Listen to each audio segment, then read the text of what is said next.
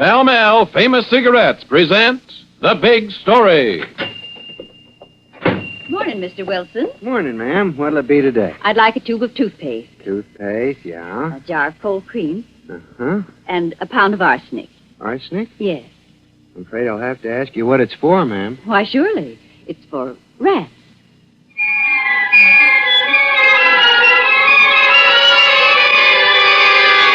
The Big Story. Another in a thrilling series based on true experiences of newspaper reporters. Tonight, to Aubrey Maddock of the Hartford Daily Current goes the Pall Mall Award for The Big Story.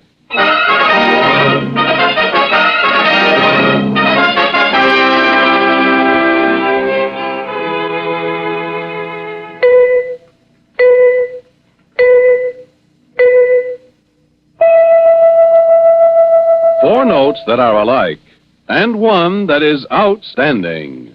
And of America's leading cigarettes, one is outstanding. The longer, finer cigarette in the distinguished red package, Pall Mall. Ladies and gentlemen, have you noticed how many of your friends have changed to Pall Mall? There's a reason. Pall Mall Famous Cigarettes. Good to look at. Good to feel. Good to taste. And good to smoke. Yes, Pall Malls are good to look at, good to feel, good to taste, and good to smoke. For Pall Mall's greater length of traditionally fine, mellow tobaccos filters the smoke of this longer, finer cigarette. Gives you that smoothness, mildness, and satisfaction no other cigarette offers you.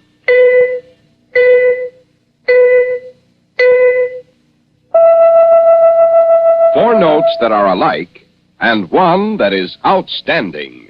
And of America's leading cigarettes, one is outstanding.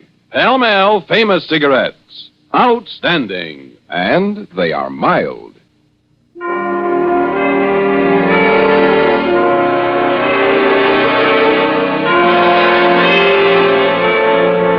Now the exciting and authentic story of the case of the final curtain.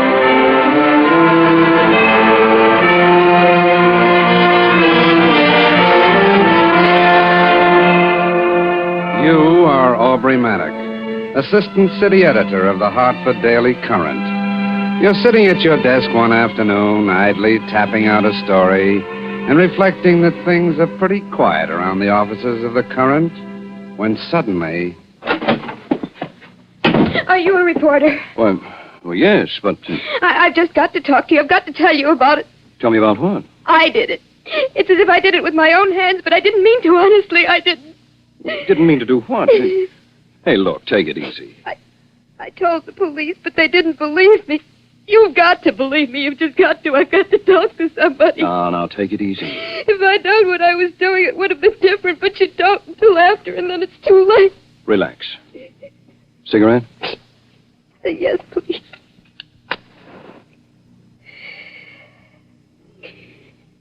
Thanks. Better now? I guess so. Suppose you start from the beginning and tell me what's on your mind. Would you really listen? That's what I'm here for. I have a tiny apartment. My father'd been visiting me for a long time. I got back home one day, and I could hear him rehearsing Shakespeare as I came down the hall. Maybe that's what started it. I hated it. He used to be an actor, and he never got over it. I opened the hall door. Is nobler in the mind to suffer the slings and arrows of outrageous fortune. Dad, I'm home. Or to take arms against a sea of troubles and by opposing end them. Hello, Lucy. Just brushing up on my diaphragm control. To die, to sleep. Dad! Won't you ever forget you were an actor? Were an actor. My dear, you forget yourself. Do I? Lucy, from your tone of voice, I judge that I have overstayed my visit with you.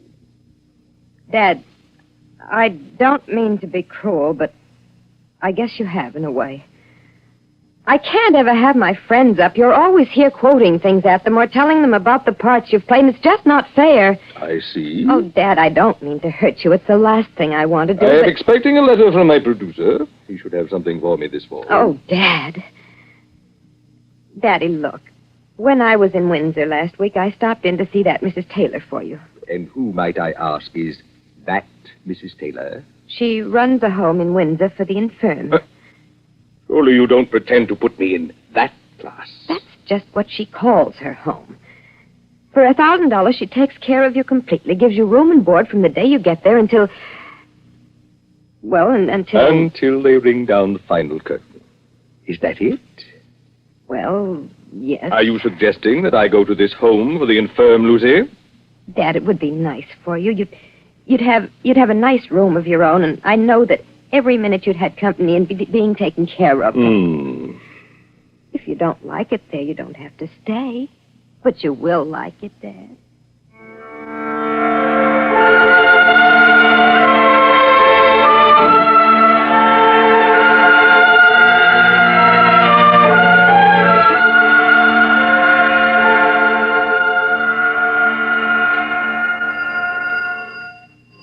So, this is Mrs. Taylor's establishment, is it? Yes.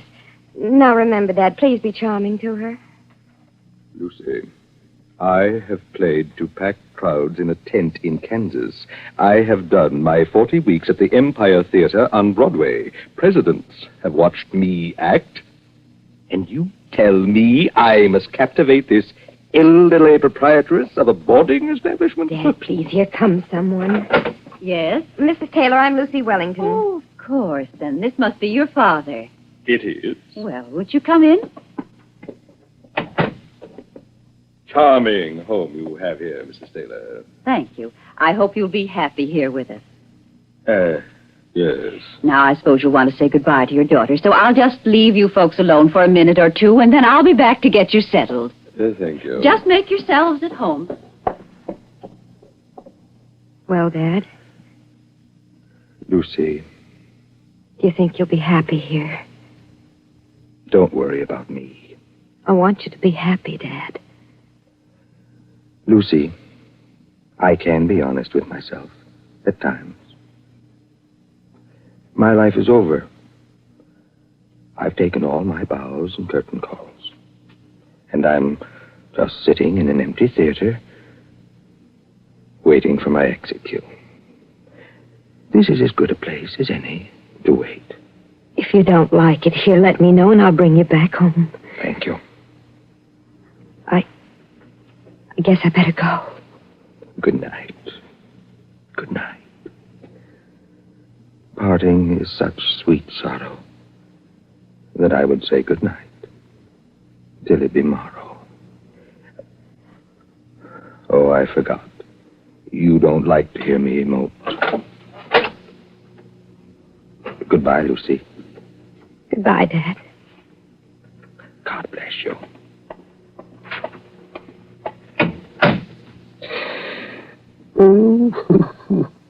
Gracious, Mr. Wellington, you startled me standing so still there by the door. Oh, Mrs. Taylor. I just said goodbye to my daughter. Well, saying goodbye to kinfolk is always a little hard on the heartstrings, Mr. Wellington. But you'll be happy here, I'm sure. Everybody is. Why, nobody ever leaves my home.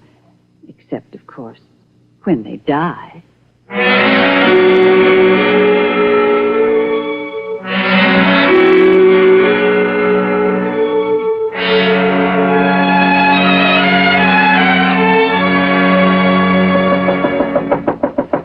Mr. Wellington. Who is it? Me, Luke Briggs. I come for a game of cribbage. Come in, my friend. Thank you kindly. I see you got the cards out. Yes.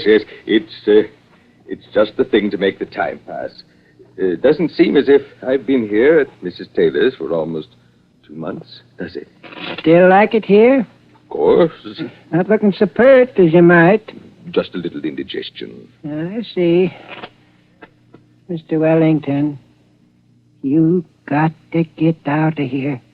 What are you talking about? You paid your $1,000 in advance. You got to get out of here. What do you mean? Mrs. Grumman paid her $1,000 in advance. She died last night.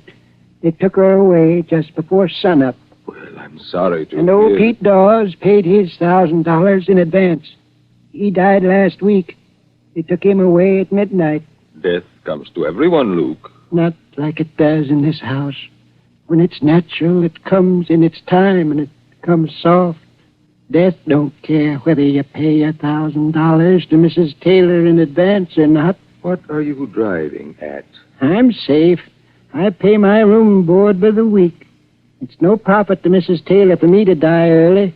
But with them that pays in advance... Luke, you're crazy. Listen. Late at night, I can hear horses' hoofs coming clop, clop, clop up the dirt road. I can hear the creak of a wagon as they back it up against the porch, and footsteps carrying something heavy. I can hear that something heavy thud into the wagon, and then the horse's hoofs start up the road again, softer and softer, till there's nothing more to hear but the hoot owl. And then I know somebody else has died, and they're taking him away in the night. Luke, stop it. You're next on Mrs. Taylor's list, I'm telling you. What makes you say that? I've seen it happen. First, a special lemonade, or a particular pie made special for someone, and then a night of indigestion, and then I hear the horse's hoofs coming up the road. Stop it, you fool! I'm sorry. I seem to be a little upset this evening. Suppose we leave our game until tomorrow night. If that's the way you want it. Yes. Yes, I'd like to lie down for a while. I think I'd like to go to sleep.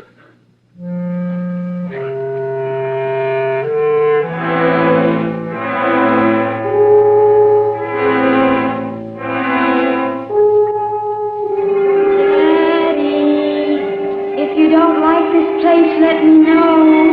Let me know and I'll bring you home. But it's just a touch of indigestion. Just indigestion. Just a touch. You got to get out of here. You got to get out of here. Out of here. Nobody leaves my home. Nobody ever leaves my home. Except, of course, when they die. You know, I can tell when somebody has died. I can hear the horses' hoofs on the road. Clop, clop, clop, clop, clop. But they don't leave unless they die. Dad, come back, come back, come back. Have a little of this drink first, just a little drink. No, Dad, don't. Just a little sip. I made it special for you, just for you. No! Mr. Wellington, wake up. Mrs. Taylor. Oh, I must have had a nightmare. I should say you must have. What's that? Just a hoot owl outside the window. Here, drink this. No. It's just a sedative. I fixed it special for you. I don't want to take it away. But it will settle you. Here now, take the glass. But drink it down.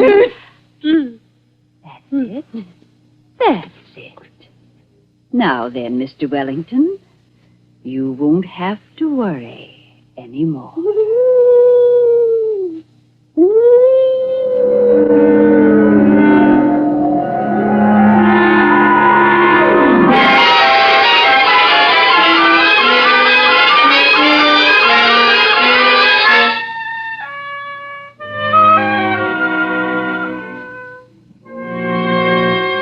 Miss Wellington, this is Mrs. Taylor calling. I'm sorry to bother you this time of night, but it looks like your father's took bad. Oh, no need to come tonight, but I think you better come visit him tomorrow morning.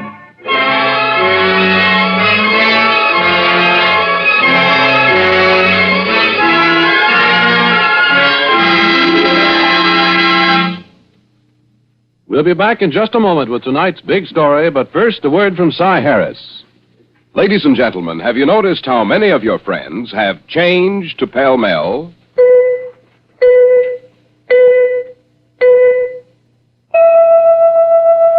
For notes that are alike and one that is outstanding. And of America's leading cigarettes, one is outstanding. The longer, finer cigarette in the distinguished red package, Pall Mall. Good to look at. Good to feel. Good to taste. And good to smoke. Yes, Pall Malls are good to look at, good to feel, good to taste, and good to smoke. For Pall Mall's greater length of traditionally fine, mellow tobaccos filters the smoke of this longer, finer cigarette. Gives you that smoothness, mildness, and satisfaction that no other cigarette offers you.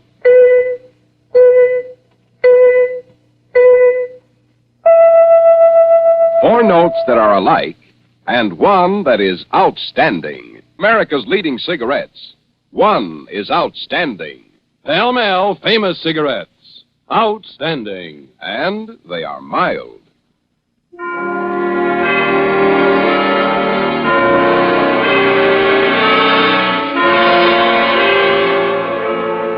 Now we return you to our narrator, Bob Sloan, and tonight's big story.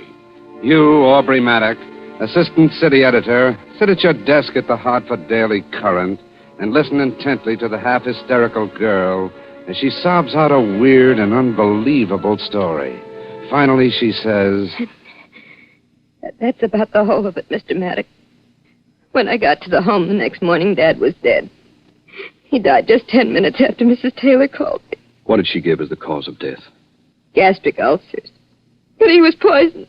He never had a sign of any kind of ulcer. He was poisoned by that horrible woman, and I made him go there. Let me ask you just one question, Miss Wellington.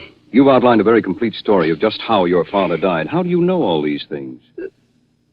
The last time I saw Dad at the home, he was so frightened underneath. I should have known then. I should have taken him away then, but I didn't. Now he's dead. Well, that doesn't answer my question. You told me how he died. You even told me what he dreamed. How can you possibly know all this? Well, I don't actually know it, I suppose, but it could have been something like that. It must have been something like that. Mm-hmm. Well, if so, it's the biggest, hottest lead on a story I've ever gotten.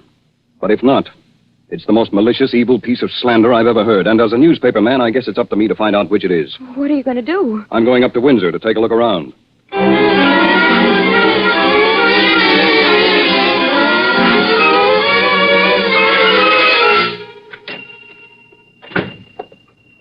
Yes, sir. Something I can do for you? You own this drugstore? Yes, I do. Get most of the local trade here in Windsor? Sure do. You sell poison here? Why do you want to know? I'm very interested in the sale of poison in Windsor during the past few years. Well, I don't see Doesn't the how state require every druggist to keep a poison register showing who bought what kind of poison when and for what? Yes, but... Let's see it. Who are you, anyhow? Just a guy who's interested in poisons. Where's the register? Right here. Thanks. August, September, October. October 21st. Mrs. Beatrice Taylor. 6 ounces of arsenic. Use for rats and mice. That's Mrs. Taylor who runs the home out on Prospect. Uh-huh. February 17th. Mrs. Beatrice Taylor. 13 ounces of arsenic. Use for bugs and mice. And again, May 26th. Mrs. Beatrice Taylor. 10 ounces of arsenic acid. Use for rats and mice. 10 ounces on the 26th of May. Look here. Isn't this quite a bit of poison for any one person to buy? No, can't say so. Most of the folks around here buy arsenic poison for exterminating purposes. I see. Well, just the same, I think I'll go and have a few words with Mrs. Taylor, just for the record.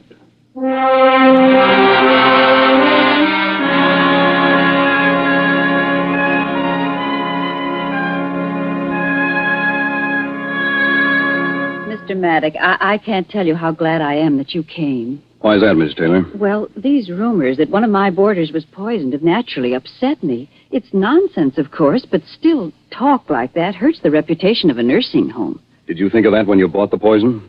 What do you mean? I mean that I've been down to the local drugstore and find that you purchased pounds of arsenic, enough to poison a lot of boarders. Mercy. You don't think I bought that for anything except rats and mice, do you? What should I think? Maybe you use it for rats and mice. But J. Wellington died of a gastric ulcer just 4 days after your last arsenic purchase. You're not serious about this. I'm very serious. Mr. Maddock, we're both intelligent folks. We can look at this whole nonsensical story intelligently. Now, if you were setting out to poison somebody, would you buy the poison at a local drugstore? Would you buy it where everybody knows you by name and where everybody knows everybody else's business? Well... Of course not. You'd steal it or get it some underhanded way if you were going to use it for murder. Now, wouldn't you? I suppose so. Of course, I've only heard Miss Wellington's side of the story. And that poor child is half out of her mind with grief and guilt because she didn't get here in time to be with her father at the end. She was terribly upset. I gather she was a mite harsh with him from time to time. That preys on her mind now that he's gone. I can understand how she feels, poor child. Lord knows I try to be forgiving. She's very bitter about you. Mr. Maddock, would you like to know why? Yes. All right, I'll tell you.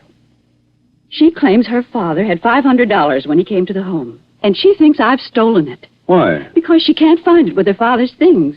Fighting over that poor soul's grave for money, too. Why, he didn't have a cent. And if he did, I'd never touch a thing that didn't belong to me. You're being very fair, Mrs. Taylor. Heaven knows I try to be. Although at times it does seem like I have more than my share of trouble. Well, I'm sorry to have added to it, Mrs. Taylor.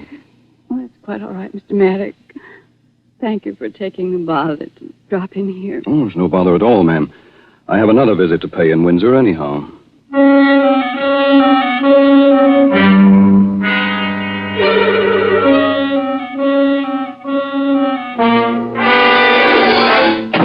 This the office of the Windsor County Clerk? Sure is. Where's the clerk? Right here.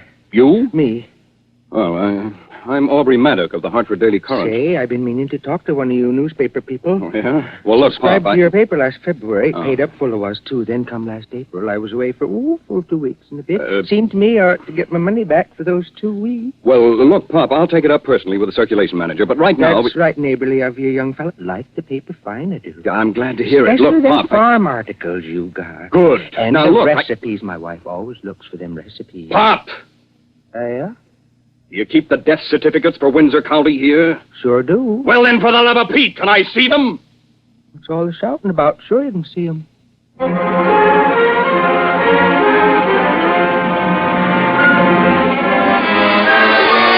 You thumb through the endless certificates, and just on a chance, you make notes of all the deaths that took place at Mrs. Taylor's home. And you do a little extra checking, and what you find makes you sit up straight and whistle. What's up, young fella? My hair, Pop, up on end. Hey? Sorry, no time for chit-chat now. Here, where are you going with them certificates? To the Hartford Chief of Police.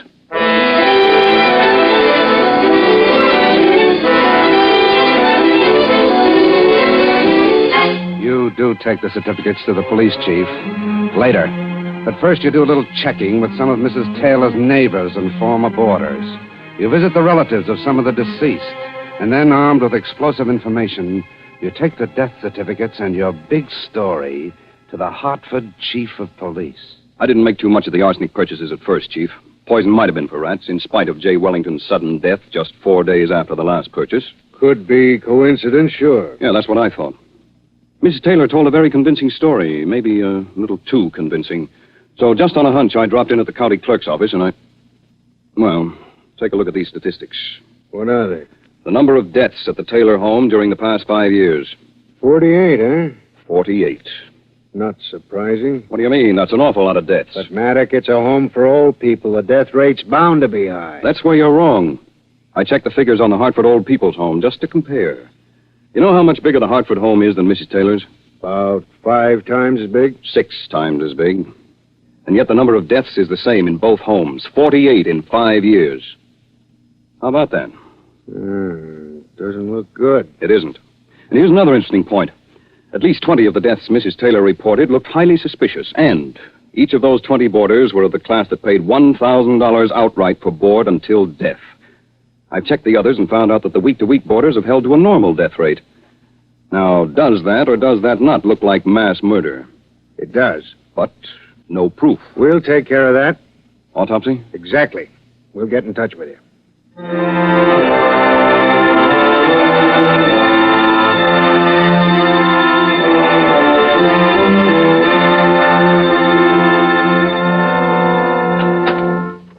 Why, Mr. Maddock. Yes, Miss Taylor.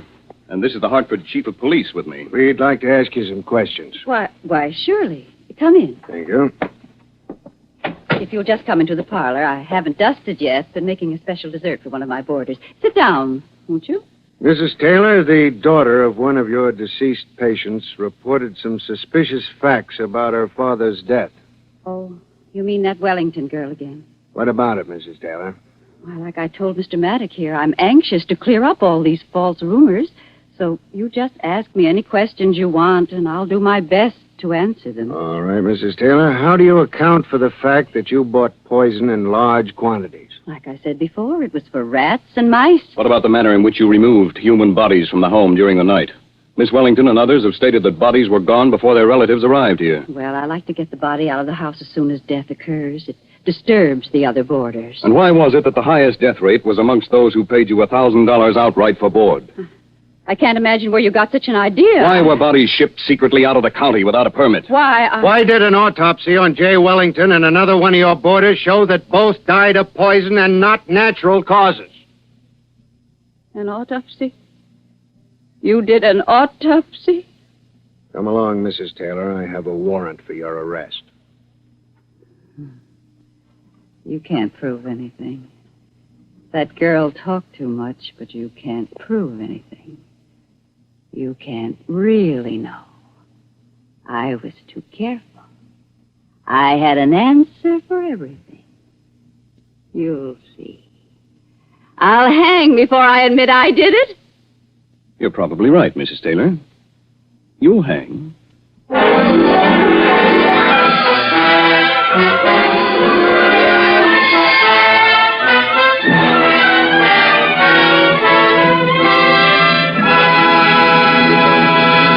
In just a moment, we'll read you a telegram from Aubrey Maddock of the Hartford Daily Current with the final details of tonight's big story.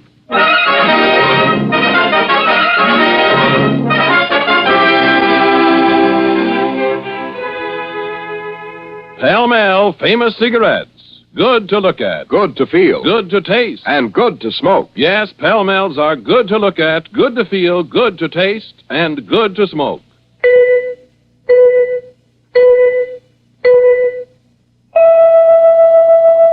Four notes that are alike, and one that is outstanding. And of America's leading cigarettes, one is outstanding. The longer, finer cigarette in the distinguished red package. Pall Mall Famous Cigarettes. Outstanding. And they are mild.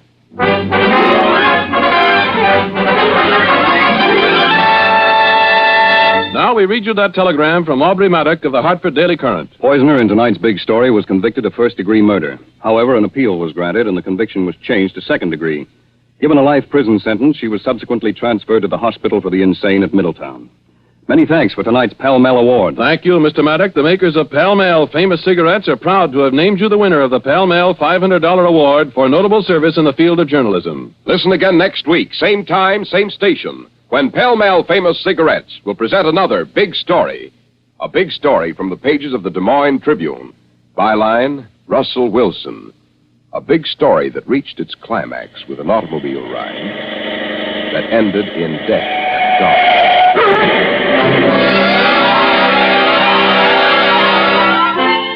The Big Story is produced by Bernard J. Proctor and directed by Harry Ingram with music by Vladimir Selinsky. Tonight's program was written by Gail Ingram. Your narrator was Bob Sloan, and Les Tremaine played the part of Aubrey Maddock. All names in tonight's story, except that of Mr. Maddock, were fictitious, but the dramatization was based on a true and authentic case. This is Ernest Chappell speaking for the makers of Pall Mall Famous Cigarettes and reminding you of the ideal Christmas gift. Pall Mall Famous Cigarettes in their special holiday carton.